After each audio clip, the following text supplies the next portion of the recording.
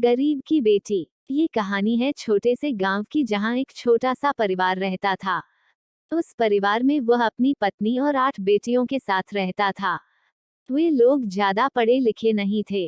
8 बेटियां होने की वजह से वो बहुत परेशान रहते थे, क्योंकि उनके गांव में एक यही ऐसा परिवार था जिसकी 8 बेटियां थी। सबसे बड़ी बेटी का नाम रिंकी था, जो पढ़ने में बहुत होशियार थी, लेकिन वो बहुत बीमार थी। बीमारी की वजह से वो पढ़ाई पे पूरा ध्यान नहीं दे पाती थी। पर समय को कौन रोके, उसकी 10वीं की परीक्षा नजदीक आ गई थी।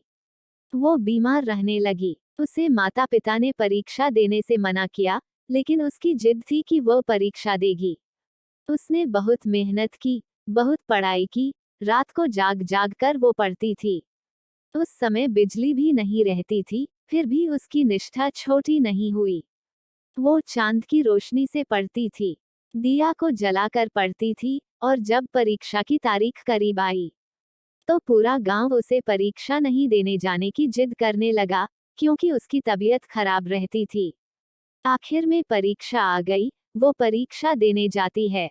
जैसे तैसे करके वो परीक्षा केंद्र में जाती है और अपने पेपर अच्छे से लिखती है। सारे पेपर उसके धीरे धीरे करके अच्छे जाते हैं, और अब उसके परिणाम की तारीख आती है। सारे गांव के लोग डरे हुए होते हैं, क्योंकि उस समय उस गांव में केवल इकलौती लड़की होती है जो 10वीं की परीक्षा दे रही थी, और उसका परिणाम बहुत अच्छा आता है। पूरा गांव खुशी मनाता है और उसके पिता को बधाई देता है।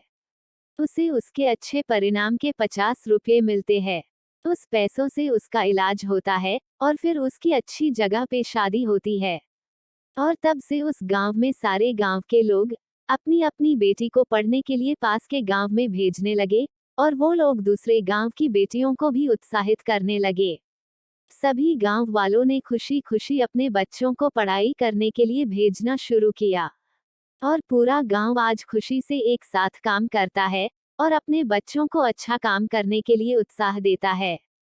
इस कहानी से हमें अपने गांव की मिट्टी याद आ गई कि हमारा गांव भी ऐसा ही हुआ करता था, और आज जब हम उस गांव में जाते हैं तो उसकी मिट्टी की अलग ही चमक है। आज हम अपने गांव पर गर्व करते हैं और अपने गांव का नाम रोशन करें। लेकिन पूरी कहानी में पिता का नाम बताया ही नहीं। उस महान पिता का नाम था कन्हैया, जो अपनी मेहनत से अपनी बेटी को पढ़ाता है और उसकी इच्छा पूरी करता है। आज वो अच्छी जगह पे नौकरी कर रही और अच्छे पैसे कमाने लगी। इस कहानी से हमें ये सीखने को मिलता है कि हमें कभी भी जिंदगी में हार नहीं माननी चाहिए।